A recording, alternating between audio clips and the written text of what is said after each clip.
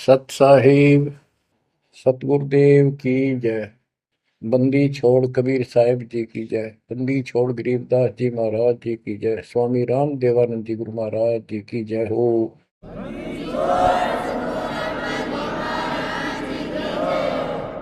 सर्व संतों की जय, सर्व भक्तों की जय, धर्मी पुरुषों की जय। श्री काशी धाम की जय, श्री सुडानी धाम की जय, श्री क्रोथा धाम की जय, श्री बरवाड़ा धाम की जय। सत साहिब ग्रीव न्योली नाद सुभान गति, लड़े भुजंग हमेश, जड़ी जानो नाम जगदीश है, विष नहीं व्यापै शेष। संत गरीबदास जी महाराज परमात्मा से प्राप्त अध्यात्म ज्ञान को कितने सुंदर तरीके से प्रमाण के साथ पेश करते हैं कि परमेश्वर कबीर जी का जो नाम है ये ऐसा जबरदस्त है। कबीर साहब ने बताया कि कबीर जैसे पनपति मंत्र सुन, रख पुन सुकोड़े, ऐसे बीरा मेरे नाम से, गाल चले मुंह मोड़े। ये तो कबीर साहब ने स्वयं बताया। जैसे फनपति सर्प और गारुड़ के मंत्र को सुनकर उससे इतना डर जाता है कि अपने फन को इकट्ठा करके भागने की चेष्टा करता है, ऐसे मेरे नाम से, कबीर नाम से, उस सच्चे मंत्र से यू काल चले मुंह मोड़, ऐसे काल दूर भाग जाता है। गरीबदास जी कहते हैं, यम किंकर कर जोड़ चले तिस देख रे, धर्मराय के अंक मिटावे लेख रे, जीव जुनी नहीं जा बाठा डे गही, दुर्ग मंज हजूर पकड़ छे की बही। गरीबदास जी आंखों देखा परमात्मा की शक्ति का वर्णन करते हैं कबीर जी का, कि उनको देख कर यम के दूत हाथ जोड़ के और दूर चले जाते हैं। और फिर परमात्मा ने धर्मराज के दरबार में जाके मेरी बही निकाली। बही वो बुक, वो पैड जिस पे अकाउंट लिखा था, और परमात्मा ने कहा ये मुझे दो, ये मेरा भक्त हो गया, इसने मेरी दीक्षा ले ली। वह पैड पाट दी दाता ने वहीं पर और फेंक दी कूड़े में। दर्ग मंज हजूर पकड़ छे की बही, जीव जोनी नहीं जा बाठा डे गही। कि कबीर साहब ने जिसकी बाह पकड़ ली, जिसका हाथ पकड़ लिया, जिसको शरण दे दी, वो जीव लख 84 प्रकार की योनियों में नहीं जाएगा। बाँ ठाडे गही, ठाडे ठाडा मीन तगड़े समर्थ शक्तिशाली ने हमारी बाह पकड़ ली, हमें शरण दे दी। ठाडे की परिभाषा थोड़ी सी बताता हूँ आपको, क्योंकि बच्चों कोई भी हम प्रसंग सुनते हैं उसके साथ उसका जो लिंक होता है वो कथा का होना अति आवश्यक है, अन्यथा उसका कोई प्रयोजन नहीं रहता। काफी समय पहले की बात है, एक भक्त अब परमात्मा कबीर जी की शरण में था संत गरीबदास जी के माध्यम से। और पुराने समय में खेती किसानी जो होती थी वो केवल वर्षा पर निर्धारित होती थी, और कोई नहर नूर नहीं थी, ना उसका कोई पानी लगता था। बारिश हो जाती थी कुछ एक क्षेत्र में, तो उसमें किसान अपना उसको संवार के बीज बो दिया करते थे। जमीन ज्यादा हुआ करती थी उस समय। उस भगत की बहन के क्षेत्र में वर्षा होगी, वहां से मैसेज आया कि हमारे यहाँ बारिश हो गई है और सभी खेत एकदम बाने योग्य हो गए, बोने योग्य हो गए हैं, हेल्प के लिए आओ। वो अपने बैल, अपना हल लेकर चला गया, उसको दूसरे खेत में भेज दिया। स्वयं उसका जो जीजा था, बहन का बटेऊ पति, वो अपने बैल लेकर दूसरे खेत में चला गया। जिस खेत में वो भक्त गया, दिन में हल चलाया, दोपहर के समय उसमें रेस्ट देते हैं बैलों को, पेड़ के नीचे चला गया। फिर वहां देखा आसपास एक तालाब थी, छोटी सी तलैया जोड़ी, उसमें कुछ पेड़ पेड़ थे, पानी था। बैलों को पानी पिलाने चला गया तो वहां एक मंडी बनी हुई थी, यादगार सी, छोटी सी चबूतरा सा बना के। उस पे एक बेली गुड़की रखी थी। बेली पहले 5 किलो का कट्ठा ही बना करते, वो विशेषकर चढ़ाने के लिए होता था, भेंट। अपने देवी देवताओं को किसान चढ़ाते थे, बोल देते थे पहले ही, फसल का पहला वो 5 किलो ऐसे पीर का चढ़ाओ। वो पीर की मंडी थी। तो वो जो एक का डला सा था मोटा, 5 किलो का, 5 शेर का, उसको उठा लाया वो भक्त। कुछ आप खाया, कुछ बैलों को खिला दिया, अपना काम करके शाम में घर पे आ गया, सो गया। रात्रि के 12 बजे के आसपास एक 4.5 फुट का, टोपी सिर पे, सफेद कपड़े, दाढ़ी, जैसे मुसलमान वेशभूषा हो, आके उससे 10 फुट दूर खड़ा होके और कहने लगा, तेने मेरा गुड़ कैसे खा लिया, तेरी हिम्मत कैसे पड़ गई, तो ठाड्डे की शरण में है इसलिए बच गया, न तुझे मारता और तेरे दोनों बैलों को मारूंगा। मेरी पार नहीं बसाई, और कति लाल आंख कर रखी, और बहुत गुस्से में था। यूं कह के वो चला गया। भगत को भी फिर थोड़ा सा एहसास हुआ, यूं के भला थी। बाकी इतना तो विश्वास था कि समर्थ की शरण में हो, इस तरह के कुतरुओं का कोई बहुत नहीं। फिर भी मन में था भी कहते, ये बात हुई तो हुई क्यों, ऐसा के कारण हो गया। उसने अपनी बहन से पूछा कि बहन, ऐसे ऐसे उस मंडी पे गुड़ चढ़ा रखा था आपके खेत में, किसकी बना रखी है वो आपके खेत के बराबर में, जोड़ी पे, तालाब पे। तो उसकी बहन बोली, के बात हुई भाई, क्योंकि एक बेली चढ़ा रखी थी, किसी ने गुड़ की तो रखी थी, मैं उठा लिया। बोला, कुत्ते खाओ उसने, मन बहन आती खिला दी, कुछ आप खा ली। उसकी बहन बोली, रे के क्यों जुल्म कर दिया तेने, वो क्यों उठा लिया तू वहां से। रोड लागी नो सुनते ही। भाई बोला, मेरी तो सुन ले सारी। वो एक इतने 4.5 फुट का, 4 फुट का आदमी होगा, और सफेद कपड़े पहन रखे, ऊपर टोपी, मुसलमान टाइप सा था, और मेरे से 10 फुट दूर खड़ा होगा, रात को आया। और ने बोला, तेरी हिम्मत कैसे पट गई, मेरा गुड़ उठा लिया, तने खा कैसे लिया। मैं बोला, नहीं वो आपे बोलेगा। ने बोला, तू ठाट देगी शरण में है, न तुझे मारू और तेरे दोनों का लाल मारू। ला ला के रखी थी, और नो कहकर चला गया वापस।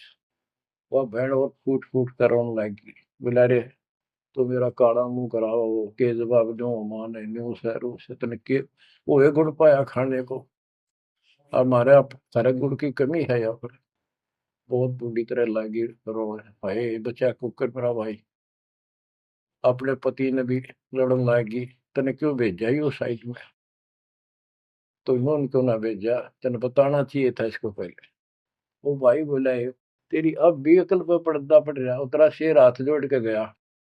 अरे नो क्या, तू उठा देगी सर में, जा तो बच गया, न मारी न दो मैंने तो रोए जाओ पाछे थे। अरे मैं जिंदा जी रोने लग रही तो, पागल कहेंगी, कितनी भी अकल पे पर्दा पड़ गया तुम्हारे, मैं किसकी सुनूं पता है। मैं ये रिक्वेस्ट करूं थारे ते, तुम भी आ जाओ, ना इन भूतड़िया दिन में डर डर मर जाओ। तो बच्चों, यम किं कर जोड़ चले तिस देख रे। बच्चों, आत्मा फूट फूट गाती है, चारों युग में संत पुकारे, कूक क्या हम खेल रे, हीरे माणिक मोती बरसैया जग टूटा ढेर रे। ये डरे चुगण की आदत पड़ गई है। यम किं कर जोड़ चले तिस देख रे, धर्म राय की बंद मिटावे लेख रे। जीव जूनी नहीं जावा ठाडे गही ठाडे में, दर्द मंद हजूर पकड़ छे की वही। सुन मंडल सतलोक अगमपुर धाम है, धन बंदी छोड़ कबीर तुम्हारा नाम है। बच्चों, इस परम पिता के प्रेम में ऐसे गजब के ज्ञान, ऐसे समर्थ की शरण, आत्मा भावुक हो जाती है, रोका नहीं जाता। सो शुक्र मनाते अपने गुरुदेव का, हे बंदी छोड़, हे परम पिता कैसे शरण दिया, कैसा सुंदर राह बता दिया। नहीं अन्य बिरान माटी राखो या भूतड़े, अरे न पूजे भी जाओ और दुर्गति भी जो किनो रहनी थी। और गीता कहती है भूत पूजोगे भूत पढ़ोगे। परमात्मा की सूक्ष्म वेद की वाणी कहती है भूत में सो भूत है, देव में सो देव, राम में सो राम है, सुन सकल सुरदेव। अब प्रश्न चल रहा है, कबीर जैसे फनपति मंत्र सुन, रख फन सकोड़े, ऐसे बीरा मेरे नाम से, काल चल मोड़े। पारक के अंक की अमर ग्रंथ की प्रथम वाणी है, ग्रीव न्योल नाद सुभान गति, लड़े भुजंग हमेश, जड़ी जानो नाम जगदीश है, विष नहीं व्यापै शेष। जैसे एक नेवला होता है, सारा 9 इंच का प्राणी, और वो 10 फुट के सांप को, सर्प को, भुजंग को मार देता है। कैसे मार देता, उसके पास एक ट्रिक है, उसके पास एक जड़ी होती है, एक नागदमन जड़ी होती है जंगल में, उसको सूंघता है, उसमें स्मेल आती है। वो सर्प को उस समय छेड़ता है जो वो जड़ी के आसपास होता है, वो झाड़ बोझड़ों के अंदर होती है। वो सर्प को छेड़ता है, सर्प ऐसे फन उठा लेता है, और वो जाके एकदम वहां जड़ी श्वास में भर लेता स्मेल, और आके उस सर्प के सामने सो के थोड़ी सी दूरी से छोड़ देता है। जिस दर से हवा चल रही हो, सर्प की तरफ जा रही हो, उस साइड में हो जाता हो। सर्प को उससे चक्कर आने शुरू हो जाते उस स्मेल से, उसका जी घबराता है और वो भागने की चेष्टा करता है। नेवला फिर उसके गर्दन पे बैठ जाता है, मुंडी पे पीछे के, और वहां मुंह के ऊपर फिर वो स्मेल छोड़ता ही रहता है। उसको अचेत करके फिर पकड़ कर उसको मार डालता है, काट देता है। तो बच्चों, गरीबदास जी ने बताया कि कबीर परमेश्वर का यो सच्चा नाम, सतनाम और सार नाम। सार नाम है, ये है मेन चीज। सतनाम भी बहुत शक्ति हो जाती है इन दोनों के मेल से। जैसे दो जड़ियों को मिला दिया जाए, उसका कुछ अलग से स्ट्रॉन्ग दवाई बन जाती है, मेडिसिन। और तीसरी मालिक मिला, मालिक का जो सार नाम है, वो तो कहना ही क्या है। तो हमारा जो मोक्ष जो होगा इन सभी मंत्रों के जाप से होगा। ये हमारी साधना है, पूजा हमारी सार नाम है।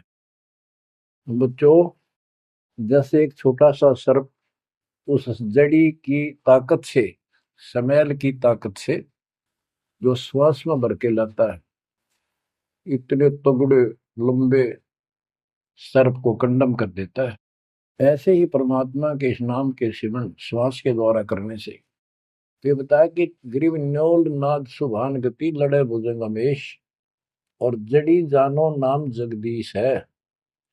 जगदीश सारी सृष्टि के मालिक का जो असली नाम है, वो जड़ी है, वो नागदम जड़ी है। अब जैसे सतनाम भी बहुत ताकत रखता है, ये हमारी साधना है। जैसे प्रथम मंत्र सतनाम, ये साधना है। सार नाम हमारी पूजा है। पूजा और साधना में अंतर होता है। कबीर साहब हमारा पूज्य है। साधना वो होती है, जैसे हमने जल की आवश्यकता है तो हैंडपंप लगाते हैं, हैंडपंप के लिए बोकी और पाइप, बोकी मारते रहते हैं, मिट्टी बार डालते रहते हैं। सतनाम की बोकी श्वास उश्वास से मारकर जब वो पानी के लेवल पर पहुंच जाती है, वो बोर, तब उसमें पाइप लोअर करके फिर उसके ऊपर एक मशीन बांधी जाती है, वो सार नाम है, और मशीन से फिर उसको चलाया जाता है। वो हमारा पूज्य इष्ट है, वो सार शब्द है। जो हमें चाहिए था ऐसे मिलेगा वो सुख परम पिता परमात्मा के सच्चे दरबार का। तो गरीबदास जी कहते हैं वो मंत्र, वो जो सार नाम है, वो जड़ी जानो नाम जगदीश है, परमात्मा जगदीश कबीर साहब का सार नाम। वो नाग दमन जड़ी बूटी है, वो काल दमन। और विष्णु व्यापक शेष, छोटे से सांप की बात छोड़ो, शेष नाग जो सबसे बड़ा ताकतवर 1000 फुट का बंदर है, यानी काल 1000 भुजा का ताकतवर है, ये भी निकट नहीं आ सकता। बच्चों, किस्मत सराहा करो अपने, 100 गुण गाया करो। गरीबदास जी कहते हैं, गरीब साधों से ते मस्करी, ये चोरों नाल खुशाद, मल अखाड़ा जीतेंगे ये युगन युगन के माल। माल, रेसलर, पहलवान, इन नकली गुरुओं से तो खुश है सारा संसार, साधों से ती मस्करी, इन चोरा नाल खुशाद। हाय हाय, इन चोरों से, झूठे गुरुओं से खुश, और साधु संतों के मजाक करते हैं। ये तो मल अखाड़ा जीतेंगे युगन युगन के बाद। आप हो वो युगन युगन के माल। बच्चों, आपको बहुत बार प्रमाण दिए जाते हैं, देता ही रहूंगा आखिरी सांस तक, क्योंकि सिलेबस यू है। टीचर सारा साल सिलेबस पढ़ाता है, उल्टा सुल्टा उन्हें कोई रट्टा लगवाता है, और तब बच्चे सफल होते हैं। परमात्मा योगों से आपके साथ है। सतयुग में राजा अम्बरीश एक बहुत बड़े धार्मिक राजा हुए हैं, और खूब यज्ञ किया करते थे, भंडारे करते थे, ब्राह्मणों को खूब धन दान करते थे, लागड़ गऊ बांटा करते थे, 1000 लागड़ गऊ बांट देते। लागड़ माने बच्चे वाली, प्याई हुई, दूध वाली। भोजन भंडारे करवाते थे, दक्षिणा देते थे। जैसा भी लोक वेद सुना था, गुरु जी ने बताया था, ऋषियों ने, वो सारा कुछ करते थे। परमात्मा वहां भी साथ रहते हैं, उनकी इज्जत रखते हैं भक्ति की, और बीच बीच में उनको समझाने की चेष्टा की, कोई ऋषि रूप बनाकर अम्बरीश जी को सच्चा मार्ग बताया, खूब ध्यान से सुना और नाम लिया। लेकिन वो ऋषि वहां सैकड़ों और मालिक एक। आखिर में राजा अम्बरीश भी हाथ खड़े कर गया, मालिक की साधना छड़ दी, और वो ऋषियों वाली वो शुरुआत कर। इतने अच्छे भगत विष्णु जी के बने हुए थे। बच्चों, अब हंसी भी आती है, दुख भी होता है। गरीब वेद पढ़े पर भेद न जाने, वाचे पुराने ठारा, और पत्थर की पूजा करे, भूल गए सृजनहारा। वेद पढ़ा करते ऋषि उस समय, केवल वेद। पुराण तो इनकी अपनी रचना है, फिर वो सा लिखते चले गए, और सारा वेद के विरुद्ध साधना करते और कराते थे। विष्णु जी की पूजा करे, और गीता क्या कहती है, तो चारों वेदों का सारांश है। विष्णु 3 गुणों में से एक सतगुण है। इन तीनों गुणों की भक्ति तक त्रिगुण में माया के द्वारा जिसका ज्ञान हरा जा चुका है, यानी इसी तक सीमित है, जो राक्षस स्वभाव को धारण किए हुए मनुष्यों में नीच दूषित कर्म करने वाले मूर्ख, ये मेरी भक्ति ना करते। तो अम्बरीश वही साधना करता था, लेकिन पिछले संस्कार किसी, जैसे भी चल रहा भक्ति युग, बच्चों आप इन बातों को बार बार सुनोगे तो आपके दिल में समा जाएगी अकाड़ी सच्चाई ये है। अब ये भक्ति काल शुरू हो गया, मोक्ष काल समझो। इसमें हजारों वर्षों तक चलेगा, अरबों भगत बच्चे बेटा बेटी पार होंगे, जो चलेगा जो भी लाखों वर्ष और भी चलेगा। लेकिन वो साधना करते रहेंगे, लेकिन उनका विश्वास इतना नहीं बनेगा, वो फिर यही रह जाएंगे काल के जाल में। उन्हीं में से फिर, क्योंकि उनकी भक्ति जबरदस्त है, शास्त्र अनुकूल है, अगले सतयुग में उन्हीं पुण्यात्माओं को काल जन्म देगा। उनको पहले ऊपर के लोकों में रखेगा, ऊपर के लोकों में, स्वर्ग में देवता हजारों लाखों वर्ष वहां रहेंगे। यानी एक कोल्लू के साथ चक्कर है, चैन है, चैन। उस चैन पर जैसे डाल देते हैं, ब्रह्मलोक में गए, फिर चक्कर काटते काटते विष्णु लोक, शिव लोक, सारे अपने कर्म फोड़ के भोग के खत्म करके, फिर भी उनके पुण्य इतने बच जाते हैं कि सतयुग में जन्म देते हैं उनको। और सतयुग में भी अच्छे पुण्य कर्मी फिर राजा बनते हैं। और वह भक्ति, ये वाली भक्ति कसक और वो शेष बची ताकत फिर भी साथ रहती है।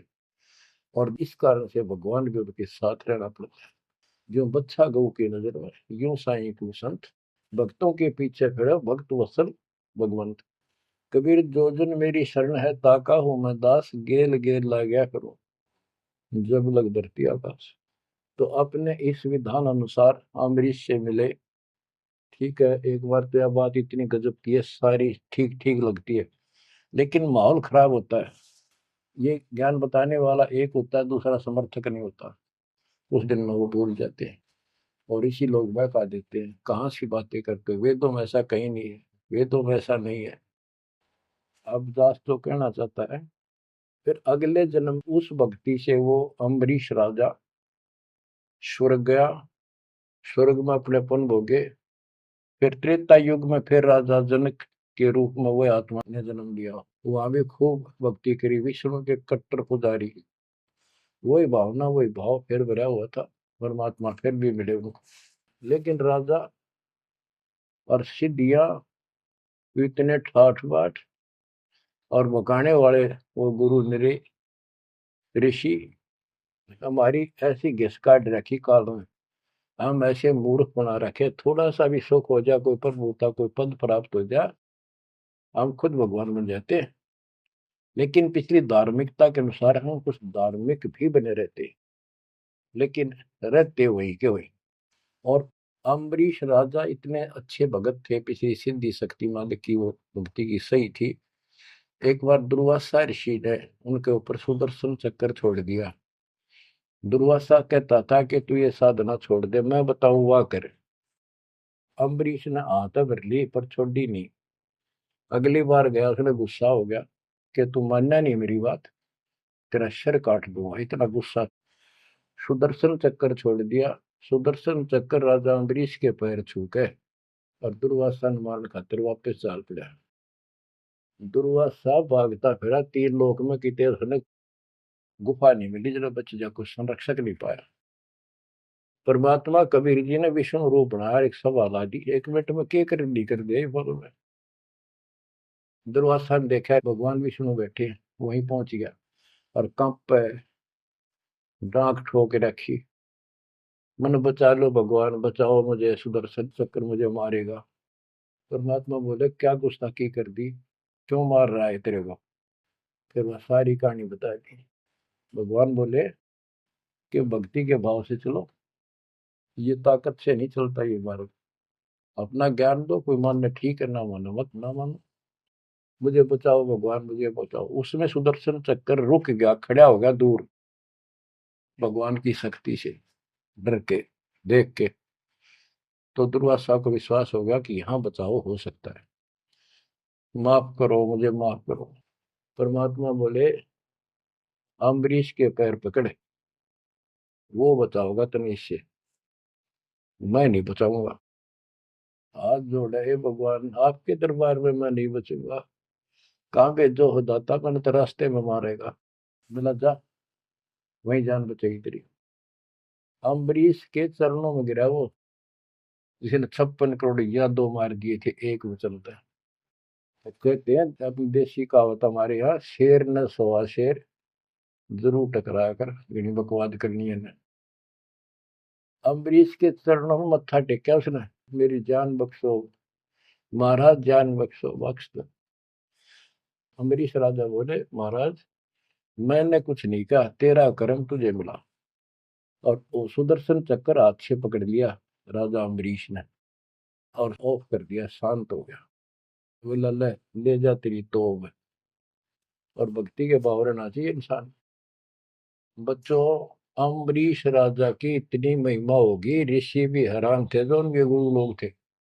वो नहीं छोड़ कहते, मन तू सुख के सागर बस रे, और न ऐसा यस रे।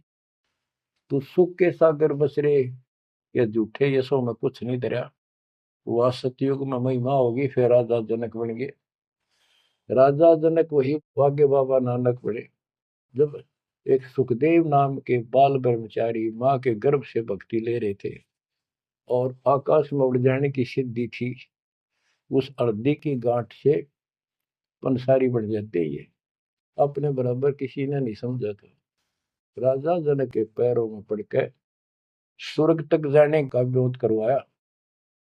वो मोक्ष तक वो दूर की बात है, वो तो मार्ग ही नारा है।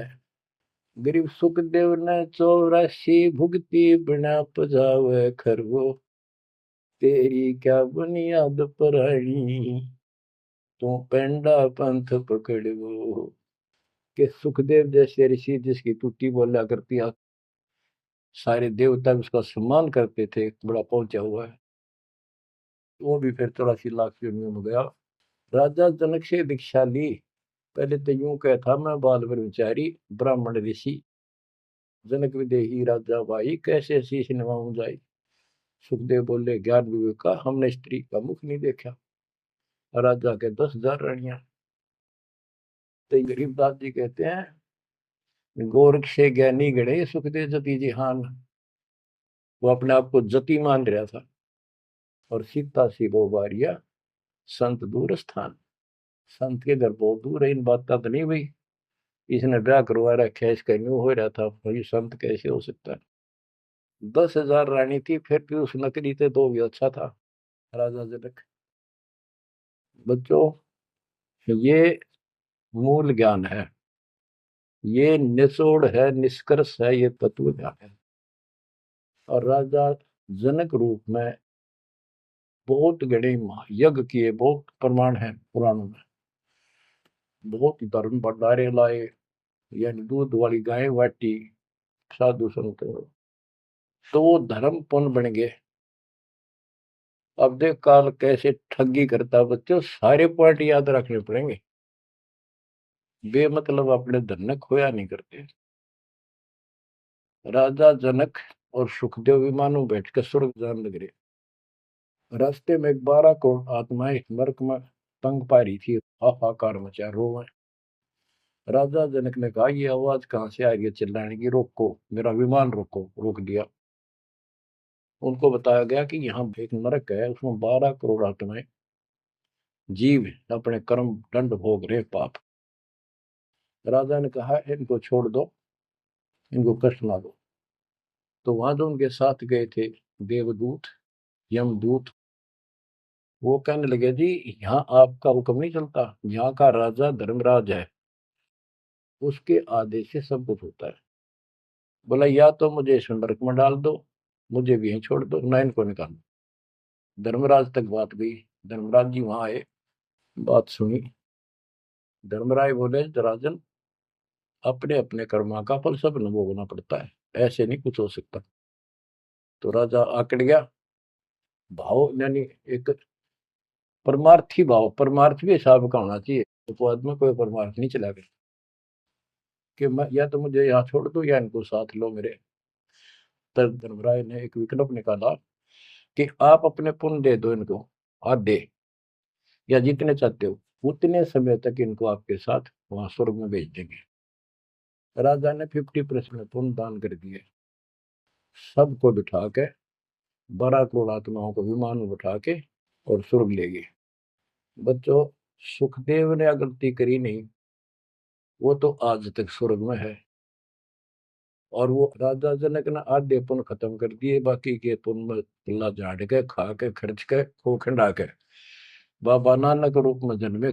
पहले राजा थे 2 जन्मों में, दुनिया भर के नौकर होते थे, और फिर हैंड टू माउथ हो गए, खुद नौकर लगे नवाब के मोदी खाने में, गोदाम में। अब बच्चों, अब हमने सावधानी न्यों भी बरतनी है, अपने नाम ने अपने भक्ति ने नष्ट नहीं करा, किसी के ऊपर भावुक हो गया। एक बताओ था कि मैंने अपने भाई दुखी हो रहा था, उसको अपने पुण्य दे दिए, भक्ति दे दी, वो तो ठीक हो गया। मेरी डूबती हो रही है, बुरा हाल हो रहा ना, वो दिक्कत होगी, बीमारी होगी, आगे तागे दुख होने लग के। तो ये बकवाद नहीं चले, मर्यादा जो बनाई है उसको संभालो। तो कहने का भाव ये है कि आपको इस पॉइंट पे लाना चाहता हूँ। अब राजा जनक राजा थे, राजा अम्बरीश राजा थे वो बाबा नानक बने, खुद नौकर लगे राजा के। अब यहाँ आकर हमारी बात टिकती है कि साधों से तीमस करिए चोरा नाल खुशाल, मल अखाड़ा जीतेंगे ये युग युग के बाद। यानी भक्ति की चाह, भगवान की चाह उनके में तब भी थी, पर एक्सरसाइज गलत थी। अब परमात्मा फिर मिले उनको आकर के। अब वो भौतिक धन में निर्धन थे, पर अध्यात्म धन के भरे पड़े थे। पिछले पुण्य गजब के थे भक्ति वाले। एक तो धर्म कर्म किए होते हैं वो, और एक होते भक्ति की शक्ति। वह न्यो की नो डटी थी उसकी, वो पुण्य खत्म कर दिए थे उसने। तो वो भक्ति उस कारण से परमात्मा फिर आकर मिले। अब वो हैंड टू माउथ था, सुन ली।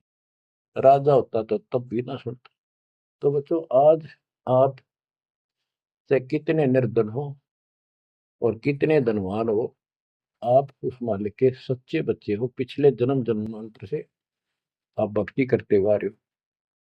अब परमात्मा ने अपना वो धन देखना है। कबीर सब जग निर्धना धनवंता नहीं कोई, धनवान वा को जानियो जहाँ पर राम नाम धन वही है। आपके पास वो राम नाम का धन भरा पड़ा है।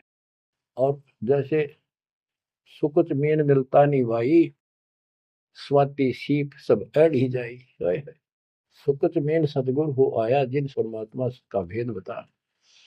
जैसे सीप और मोती का उदाहरण दिया जाता है कि स्वाति भी मिल गई सीप को, ऊपर की बूंद, मोती भी बन गया।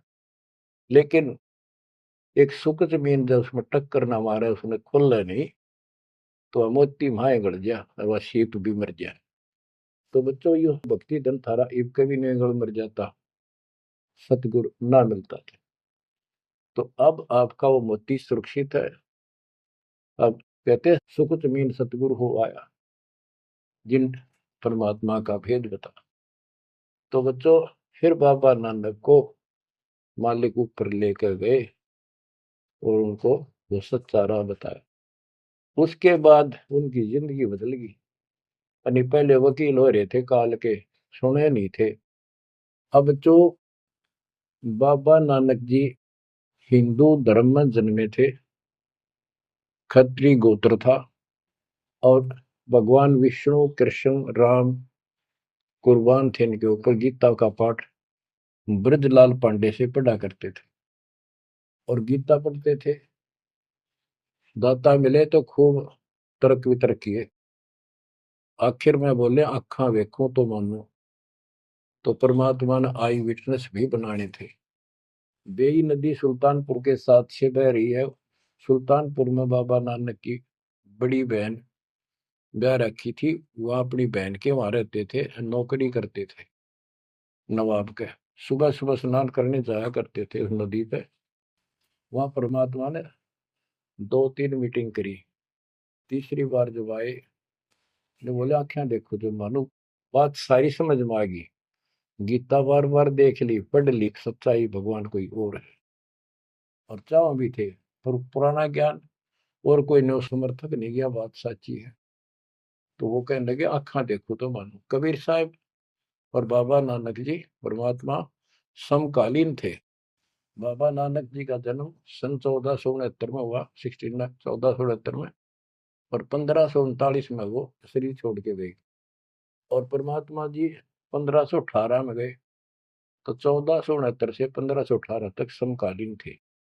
तब आंखों देखा सतलोक 3 दिन तक नानक साहब जी का शरीर कहीं और छुपा के उनकी आत्मा को लेके गए, फिर छोड़ा तीसरे दिन। उसके बाद तो दुनिया बदल गई उनकी। वो सब पूजाएं त्याग माल की शरण में आ गए। घर में विरोध, सारे समाज में विरोध है।